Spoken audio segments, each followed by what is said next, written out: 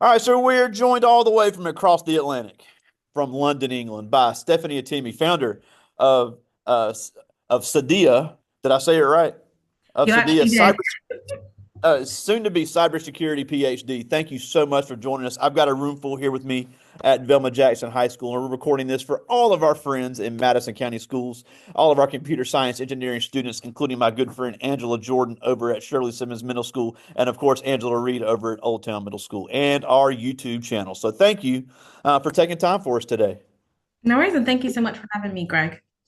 Now, obviously, we want to talk about all the great things you're doing in your nonprofit and all the trends in cybersecurity because, like I said before we started recording, you shared some things recently about cybersecurity that I had no idea.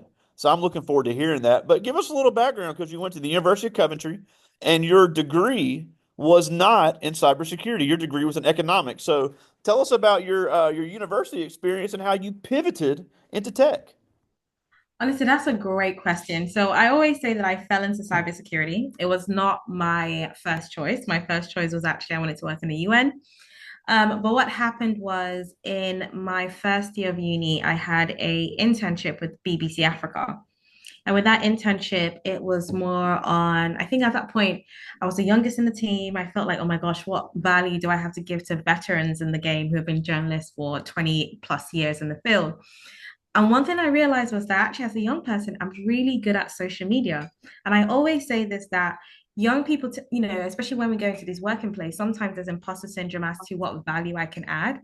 And sometimes things like your social media and your ability to kind of understand trends of young people does help.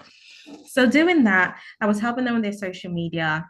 And from there, because they liked the work I did in my internship, I was actually called back as a freelance data analyst at that time. So they were looking at the Ebola pandemic at that time. I think this was 2014. But what Yeah. happened was in what's platforms like WhatsApp, they can be used for information sharing and sometimes misinformation. And especially if you have a public health crisis, I think what was used at that time was how can we use the WhatsApp platform as a public health forum so that people have the right information, especially people in West Africa, on what the right information is around this pandemic. So by doing that, that actually set the trajectory of my career because although I was doing different internships, I was moved to things like tech policy. And then after I graduated, ended up working in a legal team. I was the only graduate who wasn't working in the field that they were kind of doing a degree in. So everyone like Wow. who studied economics were in economics, legal. But I was in a legal team because of that experience at the BBC and because I did tech policy and think tanks. And then from there, this was when GDPR came about and Brexit. So it was like really big time for government departments. So I was looking at the move from paper forms to online forms, so immigration, and how do we what is kind of the information governance from that change. And then from there, doing GDPR, I then moved into my second role, which was cyber intelligence, and I was looking at issues really close to my heart, so modern slavery, human trafficking, online child sexual exploitation, and really hard hitting topics like that and things going on the dark web, so more OSNIT and open source intelligence. Then from there, I went to work for local council, more partnership aspects of that relationship around tech. And then I started my PhD. And now, obviously, I work as a director of information protection at one of the largest old people charities in the UK. So that's kind of trajectory. And obviously, I started my own organization because I felt an itch and kind of like anger of not seeing more diverse people within the industry as well. Yeah, and we'll obviously and we'll talk about that. But one thing you've also mentioned in the past, and I've had other guests talk about this because you obviously don't have a degree in cybersecurity, but yet it's taking you around the world. And cybersecurity is one of those things in other IT type fields where you don't necessarily need the university degree. You can get the certification. Here in the United States, we have great community college programs where they can get done in a year. Or they also have the boot camp. So talk about why this is not necessarily something that requires a degree. So if a kid is like, look, I don't want to pay to go to the university, I don't want to spend 4 years, but I want to work in this field. This is a field where these companies and agencies need people that have the skills and have the Yeah. experience. So talk about why that's so important, and it's not necessarily one way to get in. So I think it's like you said, it's a skill-based issue. And this is not a field where you can kind of talk your way out. It's almost like mathematics, 1 + 1 = 2. And actually, what I really like about the industry is because I'm not sure about the US, but I know there's a global skills shortage. So there is a demand for more people to be within the cybersecurity industry. And because of that, companies understand that you can't demand degrees from everyone, but what they really want is the skill and the ability to be able to have the Yes. technical skills, for you to be able to have also the soft skills. Are you able to, and I always say this, especially if you're looking to go more in the managerial aspects of cybersecurity, you need to be able to understand technical knowledge and speak to engineers and speak to stock analysts, and then translate that information to the board who know nothing about security. And I think also sometimes they don't want to know, because sometimes security is one of those things that is something until something goes wrong that people really see the value of security, because it's not a income generation industry. It's more of a cost saving industry. And what I always tell people is, if you are thinking of cybersecurity, think about the different domains. And then when you think about the domains, there are so many things like virtual internships out there, boot camps that can allow you to see what your skill set is. And one thing I'll always say is the ISC squared certified in cybersecurity is such a good certification, and you can study it for free. Anyone around the world can study that certification for free. I'm not sure about the US fee, but for the UK, it's about £50 for you to do the exam.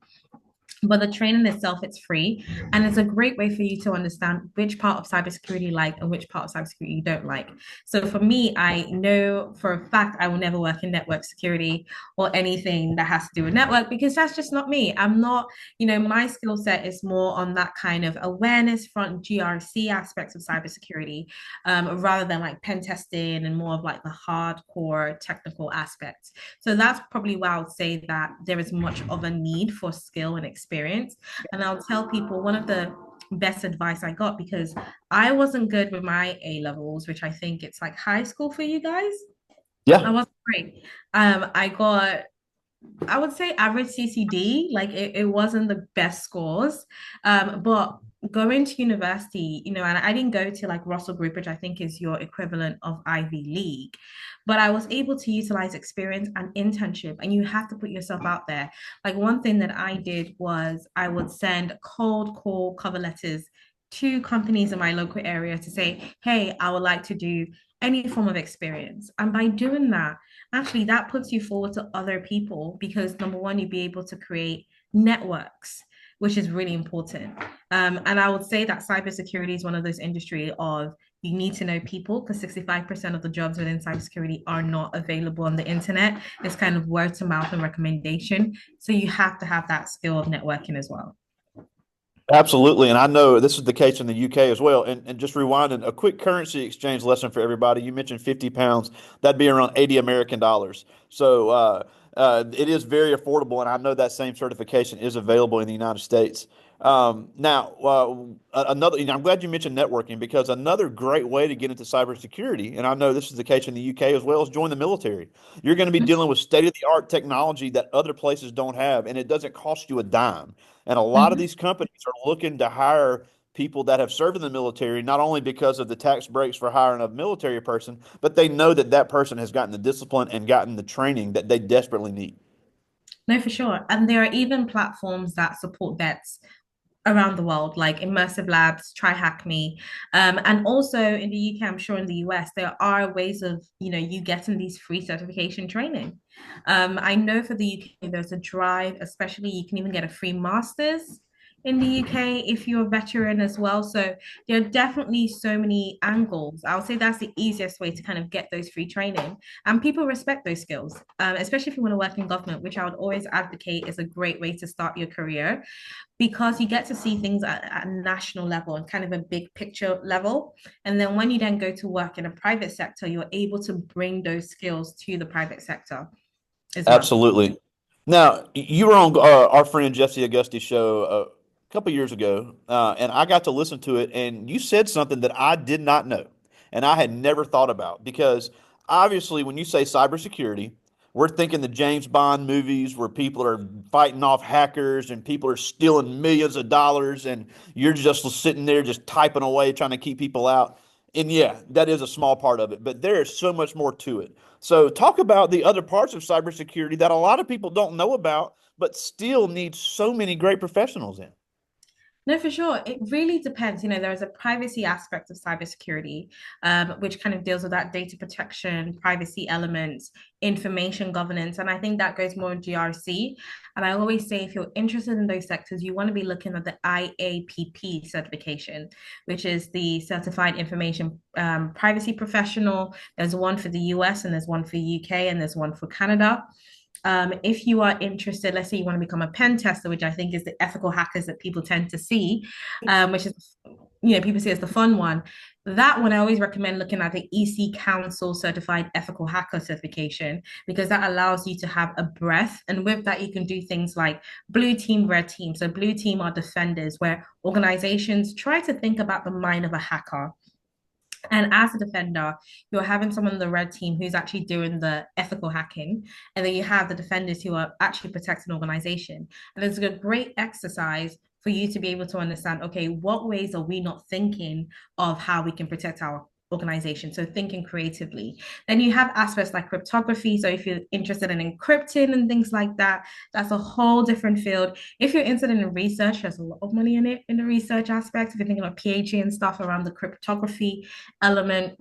Also, there are parts like digital forensics. So let's say you're an investigator and you like to investigate things, you're very curious. You might want to look at digital forensics, which is a whole different ballpark by itself. And then you have things like SOC analysts, which are mostly kind of security operation centers where they do things like vulnerability management and different aspects like that. So there's a whole range of, and then you have your GRC, which looks at risk management, information governance. And then within those two, I would say that, especially if you're thinking about, okay, what is the highest level within these two? I would say that some people, if you want to stay technical, a lot of people don't want to go into kind of like the senior management because you'll be less technical the more manager you are. So you might be thinking of senior SOC lead, things like that, or cyber threat engineer, senior cyber threat engineer. You might want to stay in that sector if you're really interested in just being technical. If you're thinking about going to like executive level, there's a chief information security officer and there's a chief information officer, which are two different aspects. So let's Wow. say you want to be less technical and you're interested in that information governance, risk management side of things and compliance, and more of like, let's say, privacy and those kind of regulation aspect, you are then looking to become a CIO.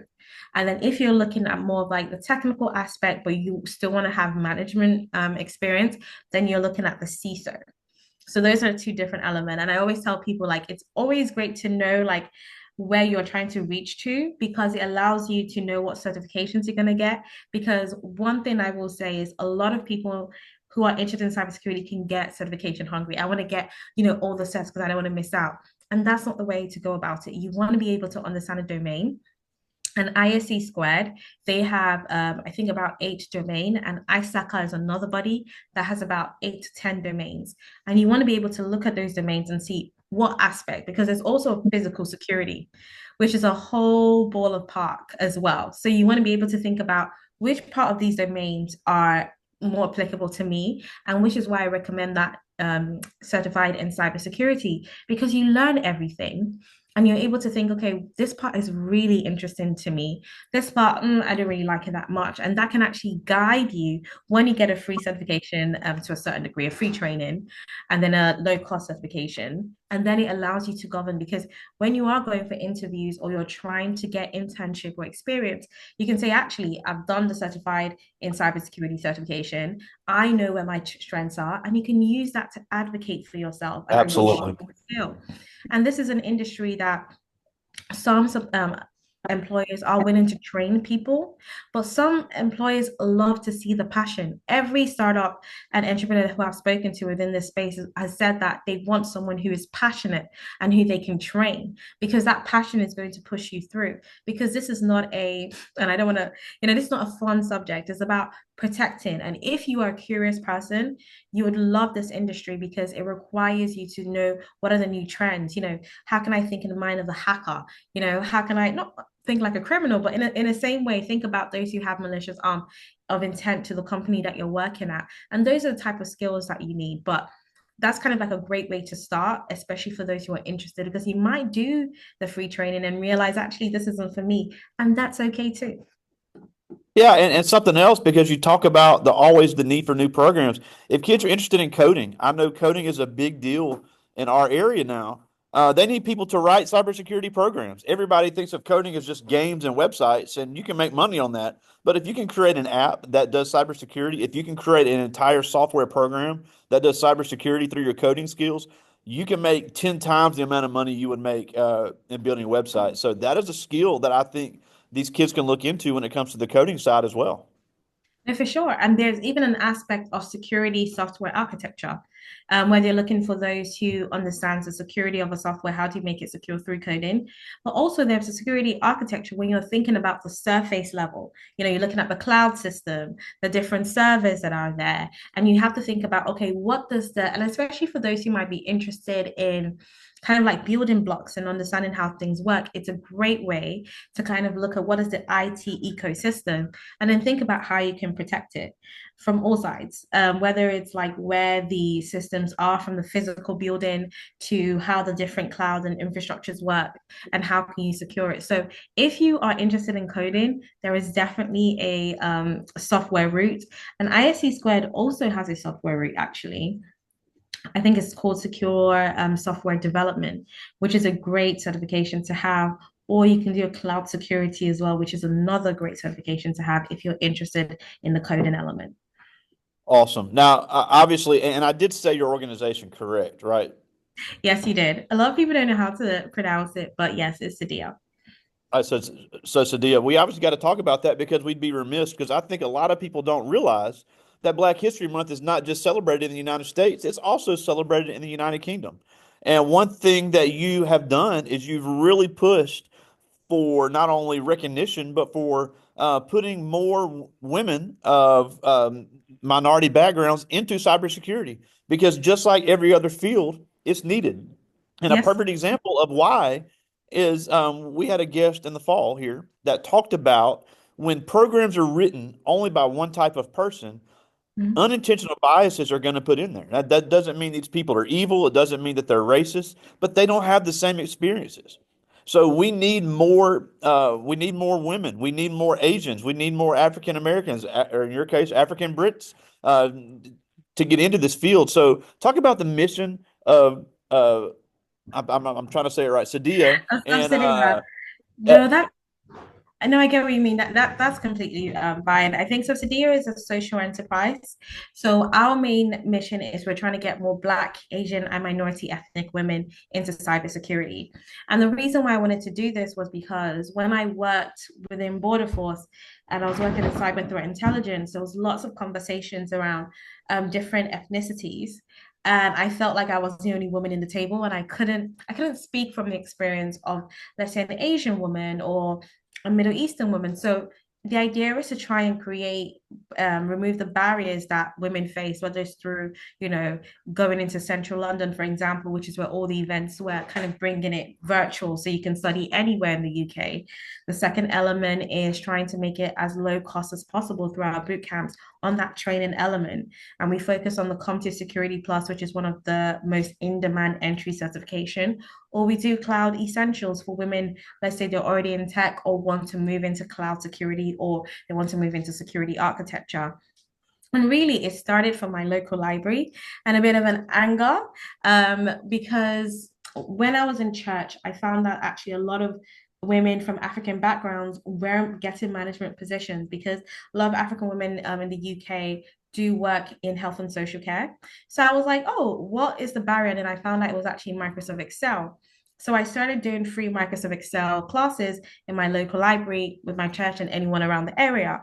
And then it started with 12 women, then 35, then 62 at some point. And then what I wow. realized is actually a lot of the women were like, no, we want to do what you want, what you're doing. We want to work in cybersecurity. But I couldn't send them to Central London to events that they didn't feel comfortable going because they might have to think about care needs and other things like that. And secondly, they wanted to see more women who looked like them talk about the experience in a very raw way of this is how I got into the industry, and things like that. So what we started with was a learning table where we got professionals from diverse backgrounds coming to share their stories as to how they got into the industry. And then from there, we got feedback that, okay, yes, we know how to get in, but are you going to support us in actually getting in?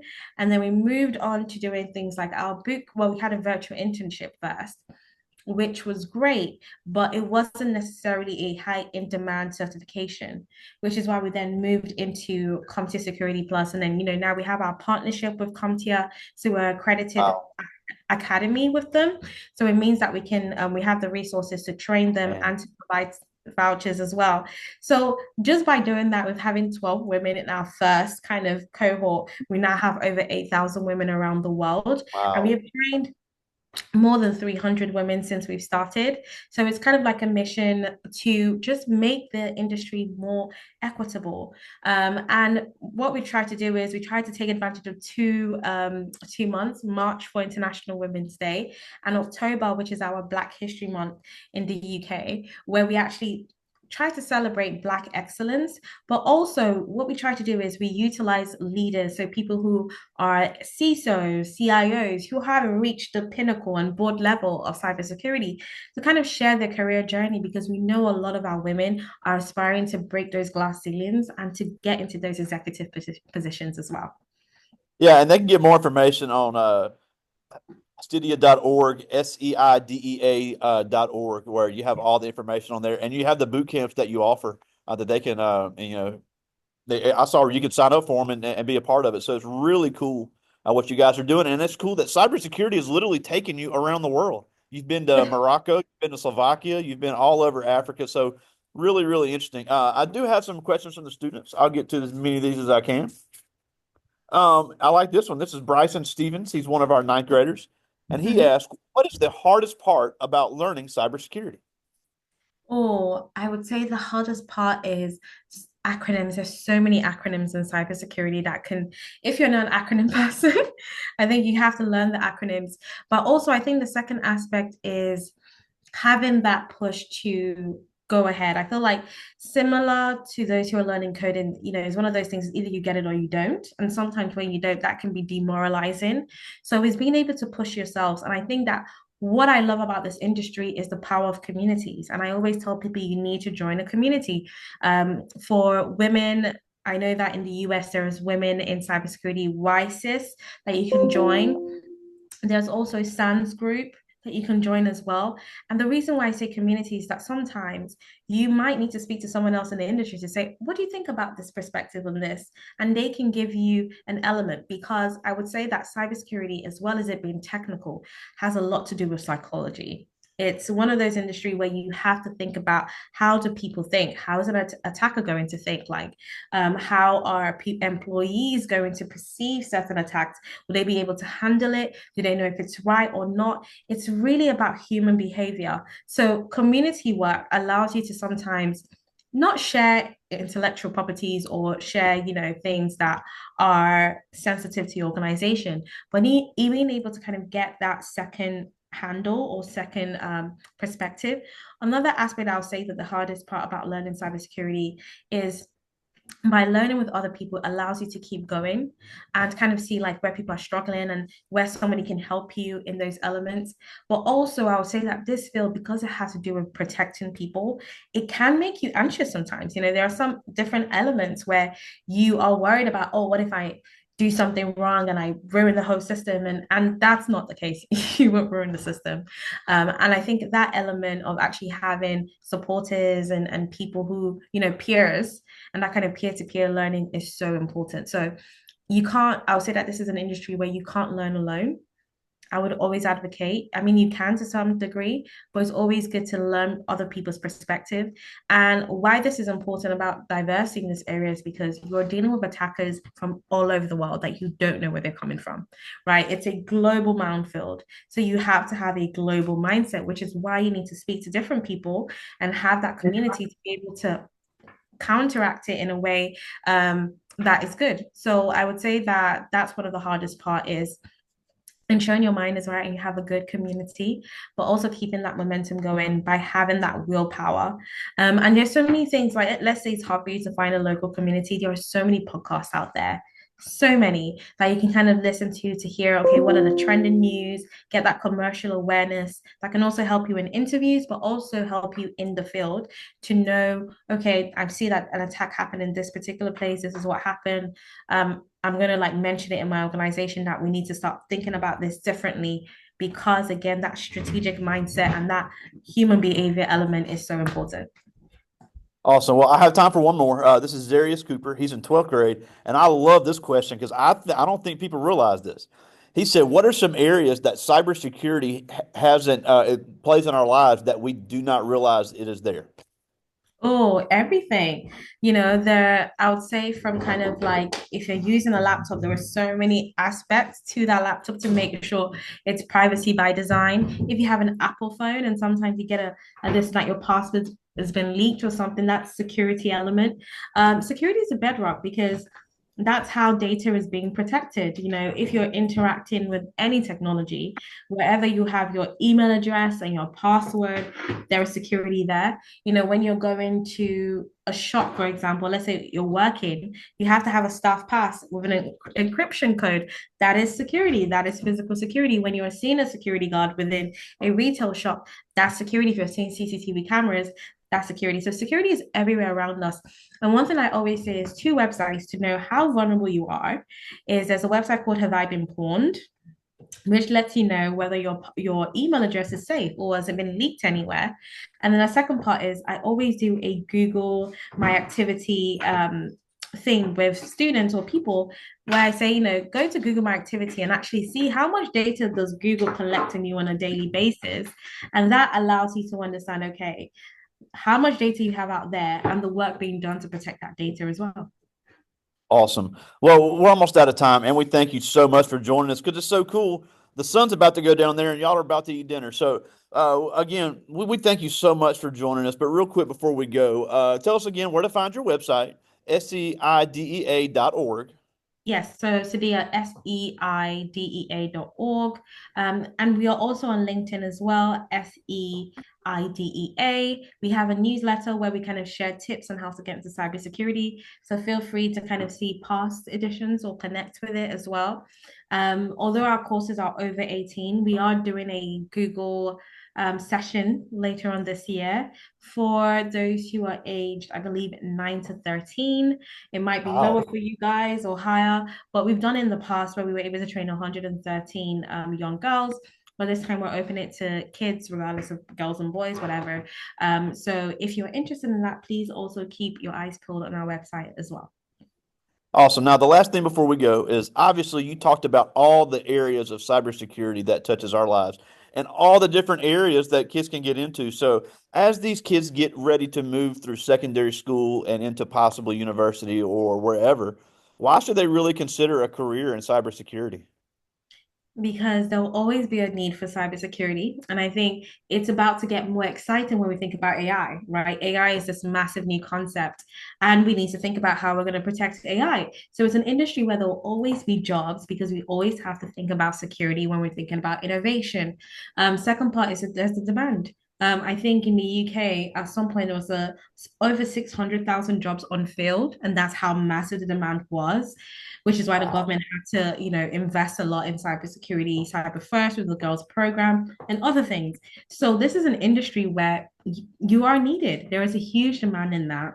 And there's also a place you can grow your career. And there will always be a need for cybersecurity. I know people are scared about their jobs and whether this job is going to outlive us or whatever, but this is an industry where we always have to think about the security element as well as innovation, and it's an exciting place to be in, so I would always recommend it to anyone. Well, again, it's just crazy. Just in 30 minutes, you told me like 10 things I did not know. So just great information. And we thank you so much for joining us all the way from the beautiful city of London. Thank you so much for joining us today. Stephanie Itimi, cybersecurity expert. Thank you so much for taking time for us today. No worries, and thank you so much, Greg, for having me on. All right, talk to you soon, buddy. Take care.